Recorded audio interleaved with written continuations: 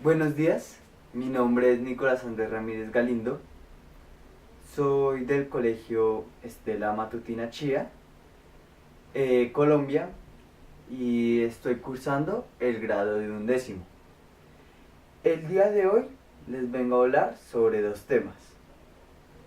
El primer tema es todo lo que tiene que ver acerca del libro de las tinieblas.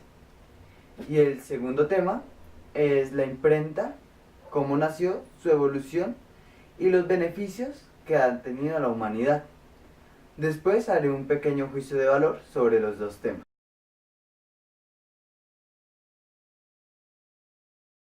El autor del libro de las tinieblas es Richard Duell. Él fue un escritor y diseñador gráfico alemán que nació el 5 de octubre de 1962. 1962 es una época caracterizada por el muro de Berlín. Fue un muro de seguridad que formó parte de la frontera interalemana desde el 13 de agosto de 1961 hasta el 9 de noviembre de 1989. Es el símbolo más conocido de la Guerra Fría y de la división de Alemania. Este muro está denominado por la Socialista República Democrática como el muro de la vergüenza o el muro de protección antifascista. El bloque del este estaba dominado por los soviéticos, que sostenían el muro. Fue levantado para proteger a su población de elementos fascistas que conspiraban para evitar la Unión Popular para construir un Estado el cual fuera socialista. En la práctica, el muro sirvió para impedir la inmigración masiva que marcó a la Alemania del Este y al bloque comunista tras la Segunda Guerra Mundial.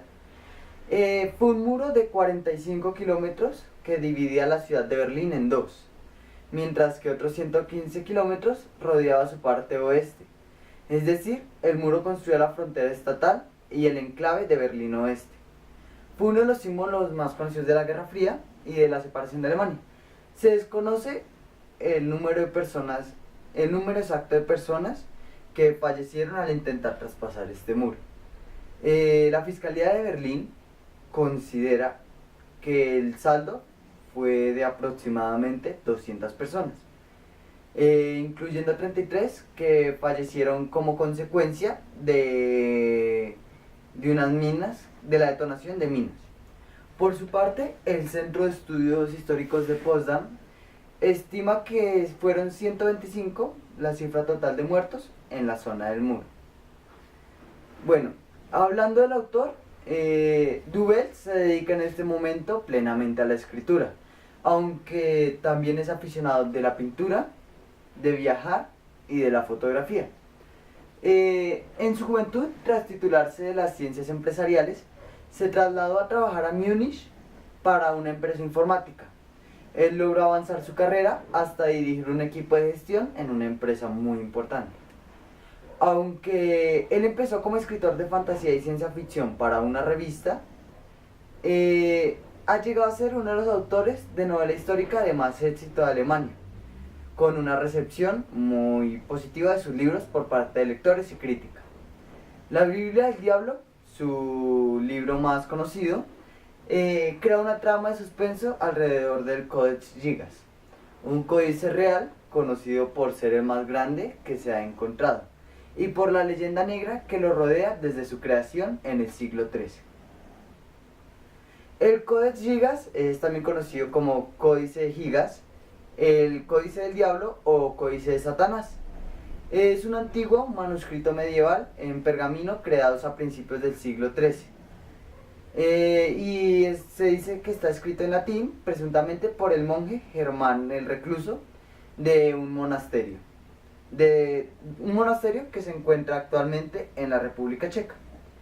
Fue considerado en su momento la octava maravilla del mundo, debido a su impresionante tamaño, que era 55 centímetros de largo por 92 centímetros de ancho por 22 centímetros de grosor.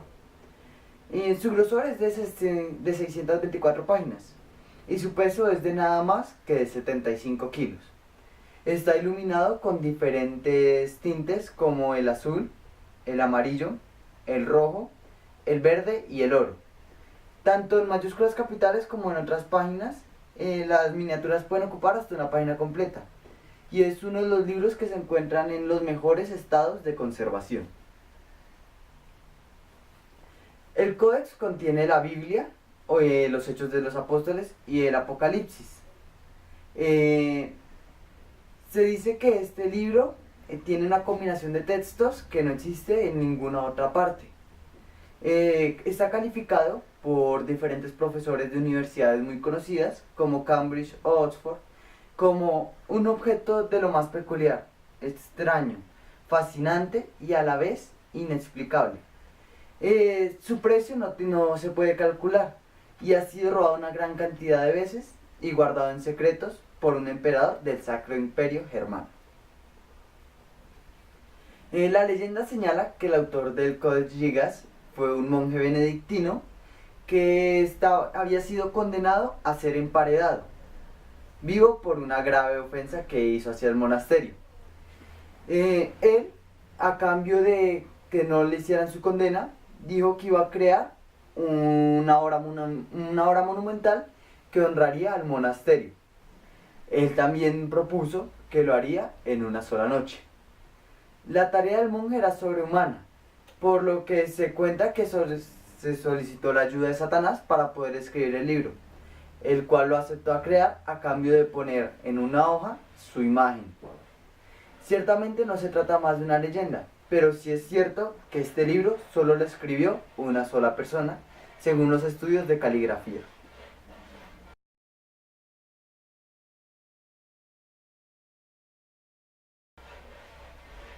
Ambientación de la obra. La obra está ambientada en el año 1484, bajo el Sacro Imperio Romano Germánico, también conocido como el Primer Reich o el Imperio Antiguo. Este imperio se formó hacia el año 1926 bajo la dinastía sajona a partir de la antigua Francia Oriental. Desde su creación, el Sacro Imperio se convirtió en la entidad predominante de Europa Central durante casi un milenio hasta su disolución en 1806. En el curso de los siglos, sus fronteras fueron considerablemente modificadas. En el momento de su mayor expansión, se dice que abarcó toda la parte de Europa Central y gran parte de Europa del Sur. El imperio fue estructuralmente incapaz de emprender guerras ofensivas o extender su poder o su territorio. Esto hizo que empezara a flaquear y a debilitarse. Así que a partir de mediados del siglo XVIII, el imperio ya no fue capaz de seguir protegiendo a sus miembros de las políticas y de las potencias internas y externas que se encontraban cerca de ellos. Esta fue su mayor carencia y una de las causas de su declive. La defensa de los derechos y la conservación de la paz se convirtieron en los objetivos del Imperio Romano Germánico.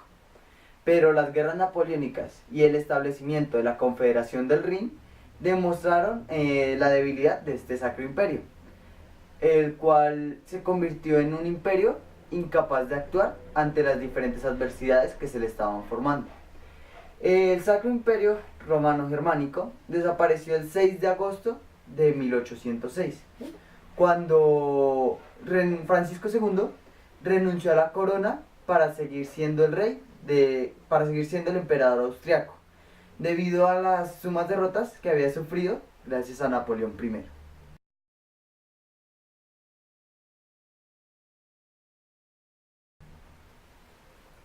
Género literario. El libro pertenece al género narrativo y subgénero de la novela histórica. La novela histórica es un subgénero narrativo que se configuró en el romanticismo del siglo XIX y que se ha continuado usando con éxito en los siglos XX y XXI, utilizando un argumento de ficción como cualquier novela, y la característica es que se sitúa en un contexto histórico exacto, y los acontecimientos reales suelen tener cierta relevancia en el desarrollo de los argumentos. La presencia de datos históricos en la narración puede aumentar o no su profundidad. También es habitual que este tipo de novelas tengan como protagonistas a un personaje histórico real a través del cual se desarrolla la ficción.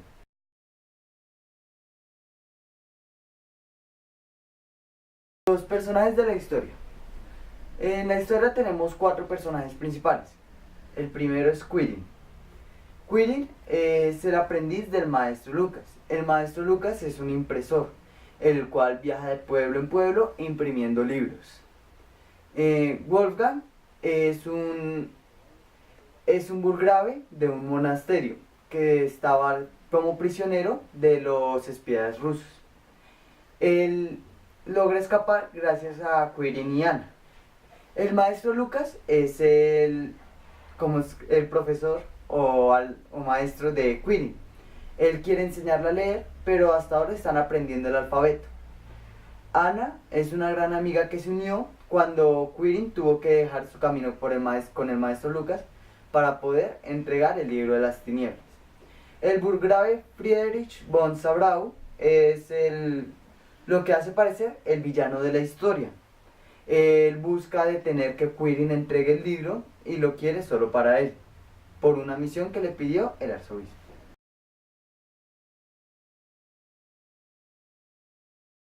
La historia comienza cuando el maestro Lucas y Quirrell quieren llegar hasta Salzburgo, más exactamente a la catedral, a entregar un encargo que tiene el maestro Lucas. El encargo del maestro Lucas es un cofre, el cual adentro se encuentra el libro de las tinieblas. Este libro es especial.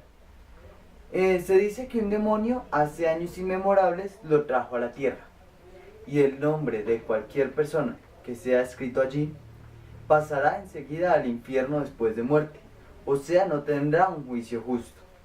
Este libro se puede usar para chantajes y diferentes cosas y obtener todos los beneficios que se podrían imaginar. El libro nos habla sobre todos los problemas que tuvo Quirrell hasta llegar a entregar el libro. Nos habla de todo lo que sufrió, todo lo que perdió y todas las muertes que tuvo que ver por un libro que lo querían toda la gente importante, toda la burguesía. Como se dice, el villano de la historia es Friedrich von Sabrau, un burgrave. Él lo que quiere es el libro para dárselo a su maestro, el cual es un arzobispo. La historia comienza con el maestro Lucas haciendo un encargo de imprimir un libro. Como se sabe, las impresiones de ese tiempo eran mediante placas, las cuales se escribía y luego se fundían con la hoja. El maestro Lucas hacía esto como para camuflarse y no parecer tan notorio hasta dónde querían llegar. Cuando el burgrave Friedrich se dio cuenta que él tenía el libro de las tinieblas, empezó a buscar al maestro Lucas incesablemente. En el camino, a principios del camino, el maestro Lucas muere por el llamado libro de las tinieblas, pero solo le dice a Quirrell que lo tiene que entregar a Salzburgo, a la catedral de Salzburgo, que allí habrá terminado su camino. Quirrell no entiende por qué su maestro muere por tan solo un libro, pero después de todas las adversidades que le van pasando, va entendiendo el significado real del libro. Cuando muere el maestro Lucas, debido a los hombres del burgrave, él se encuentra con su amiga Anna, la cual le ayuda en la mayoría del camino. Además del burgrave, ellos tuvieron otro enemigo, que fueron los espías rusos. Estos espías los secuestraron, donde se encontraron al cuarto personaje principal de la obra, que sería Wolfgang. Wolfgang al final de la obra se termina casando con Anna cuando todo acaba correctamente. Ellos tres van ayudándose mutuamente y se complementan en todos los problemas que existen en la historia. Al final de la historia descubren que el Wolfgang era un burgrave y que por eso estaba secuestrado por los espías rusos. Este libro de las tinieblas está en un cofre con demasiados candados. Aunque Quirrell no supiera leer, tenía unas manos muy ágiles y era muy astuto. Él lograba abrir casi todos los candados que él pudiera encontrar. Así fue como logró ver por primera vez el libro de las tinieblas. Él dice que cuando lo leyó por primera vez no sintió nada, pero que después se va carcomiendo la conciencia y va sintiendo el dolor y las penas. El libro acaba con Quirin llegando a la catedral, con Ana casándose con Wolfgang y con los últimos momentos que pasa el arzobispo diciéndole que le va a enseñar a Quirin a leer.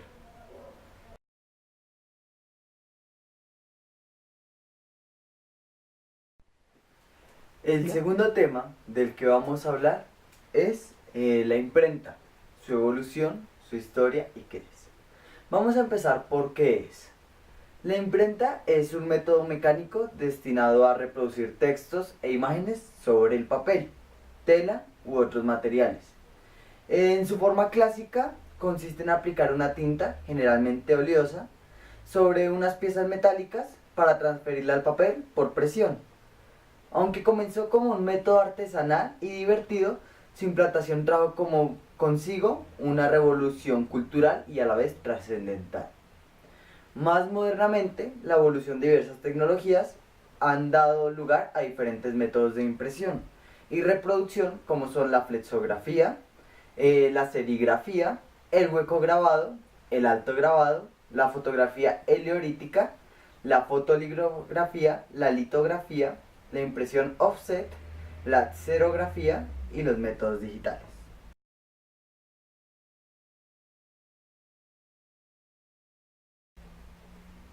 Historia.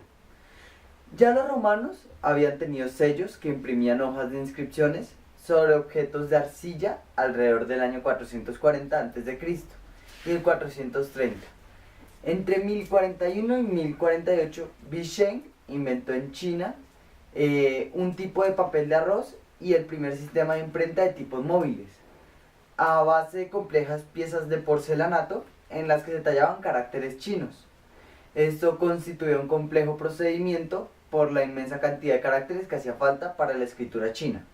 En 1234, artesanos de la dinastía Goryeo, en la actual Corea, conocedores de los avances chinos con los tipos móviles, crearon un juego de tipos móviles de metal que se anticipó a la imprenta moderna, pero se usaron raramente y no se sabe por qué. Sin embargo, la imprenta moderna no se creó hasta el año 1450 aproximadamente, de la mano de Johannes Gutenberg.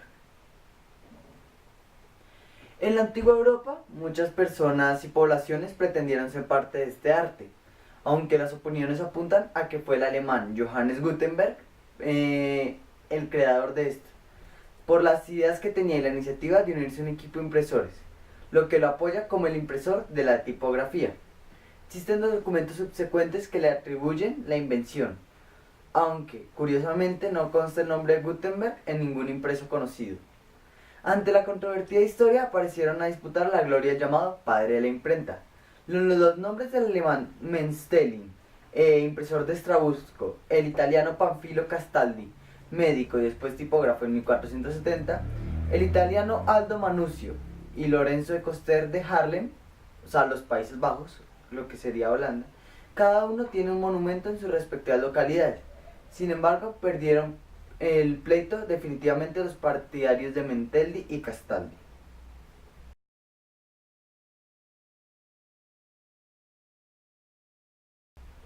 Historia de la imprenta moderna. Hasta 1450 y aún en años posteriores, los libros se difundían en copias impresas, manuscritas por amanuenses, muchos de los cuales eran monjes y frailes dedicados exclusivamente al rezo y a la réplica de ejemplares por encargo del propio clero o de la realeza y la nobleza. A pesar de lo que se cree, no todos los monjes copistas sabían leer y escribir, realizaban la función de copistas, imitadores de signos, que en muchas ocasiones no entendían, lo cual era fundamental para copiar libros que hablasen de medicina interna o de sexo. Las ilustraciones y las letras mayúsculas eran un producto decorativo y artístico del propio copista, que decoraba cada ejemplar según su gusto o visión. O sea, en ese entonces las mayúsculas y las minúsculas era un arte, era como una firma personal del copista en cada texto escrito. Cada uno de los trabajos de un copista podía durar hasta 10 años. En la Alta Edad Media se utilizaba la xilografía en Europa para publicar panfletos publicitarios o políticos, etiquetas y trabajos de pocas hojas. Para realizarlas se trabajaba el texto en huecos sobre una tablilla de madera. La tablilla de madera también incluía los dibujos. Era un duro trabajo de artesanía. Una vez confeccionada, se acoplaba en una mesa de trabajo totalmente recta. Casi siempre era también de madera. Y se impregnaba de tinta negra.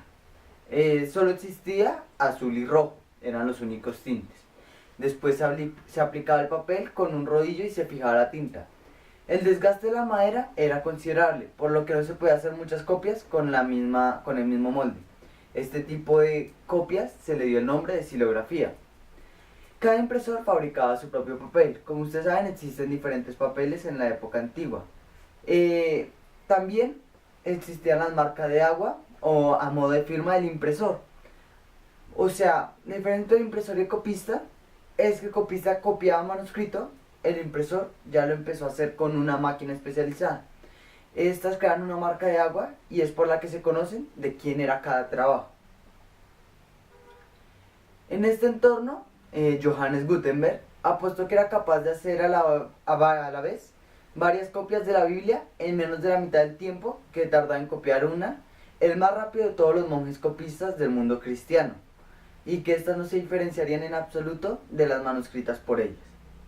Él pidió dinero a Johann Faust y comenzó el reto sin ser consciente de lo que su invento iba a representar para el futuro de la humanidad. En vez de usar las habituales tablillas de madera que se desgastaban con el uso, él confeccionó moldes de madera en cada una de las letras del alfabeto y posteriormente los rellenó con plomo, creando los primeros tipos móviles, que ya existían en China hace muchísimo tiempo, pero no se utilizaban.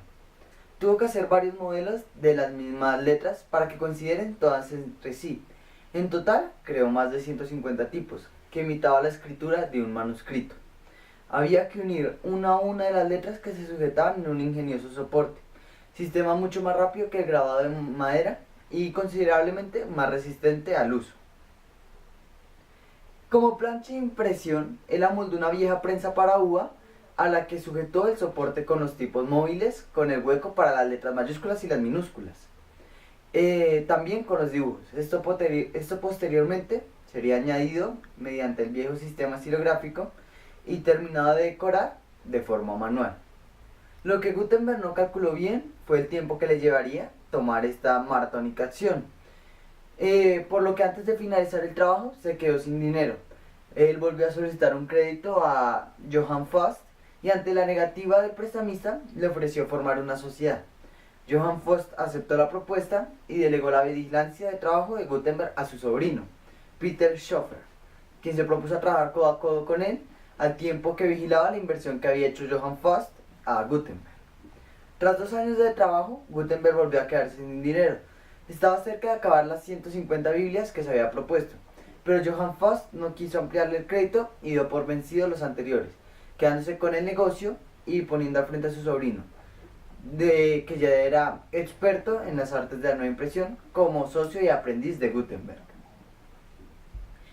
Gutenberg salió de la imprenta arruinado y se cuenta que fue acogido por el obispo de la ciudad, el único que reconoció su trabajo hasta su muerte pocos años después.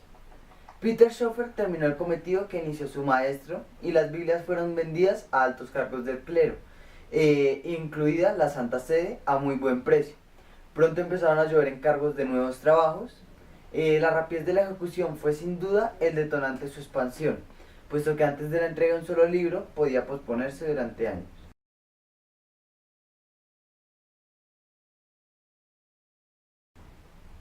Bueno, la imprenta tiene una gran inmersión en la historia del libro de las tinieblas, porque todo gira en torno al impresor Lucas y a su aprendiz Quirin. Como se dice, Lucas tenía un tipo de impresora móvil, la cual llevaba de pueblo en pueblo imprimiendo los libros más importantes. Él era pagado por el clero. Y Quirin era su aprendiz, el cual hasta ahora estaba aprendiendo a leer.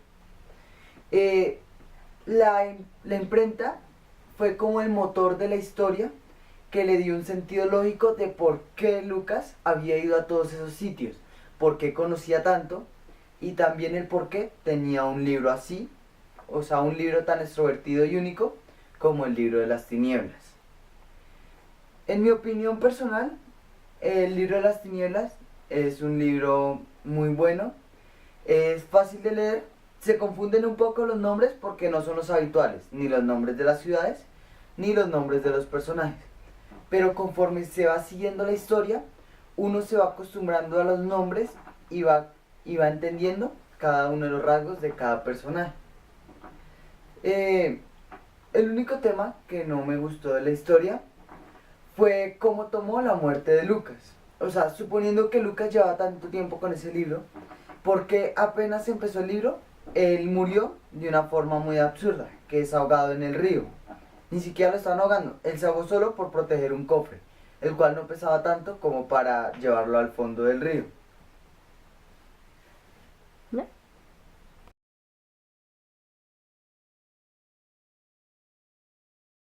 En conclusión, Ya. el libro de las tinieblas es un muy buen libro para pasar el rato. Su comprensión es fácil, su lenguaje no es complicado y su trama lo convence a seguir leyendo, a acabar la historia que ha comenzado. Por eso a mí me parece muy bueno. Me parece que el tema no ha sido muy profundizado, por lo que es divertido leer sobre algo que no conocemos demasiado. No es la típica historia cliché de un amor o otra cosa así, sino que nos habla de una historia y se mete con la iglesia y con la imprenta en la Edad Media. Conforme mi postulado anterior, sí creo que la imprenta sea el motor fundamental de la historia. Le da como el sentido lógico a todos los argumentos que van diciendo los personajes y también nos da un sentido de cómo era la imprenta en esas épocas. Nos enseña un poco de todo y pues además nos hace sentir a veces como si uno estuviera en la historia. Aunque el autor no sea muy conocido, me parece que los temas de sus libros son muy buenos. No he tenido la dicha de leer más de uno, pero leyendo sobre su biografía, sobre todo lo que ha hecho, sobre lo que trabaja y sobre su mejor libro, me dan un impulso a leer sobre temas nuevos, como por ejemplo el de Codex Gigas. Es un tema que no ha sido muy utilizado, pero su trama es muy extensa y se puede utilizar para muchas cosas. Nuevamente, mi nombre es Nicolás Ramírez, soy del Colegio Estrella Matutino Chía y del grado 11A. Quiero dar agradecimiento a mi hermana Kimberly Somara Ramírez por ayudarme en todos estos años en mi oratoria. Muchas gracias.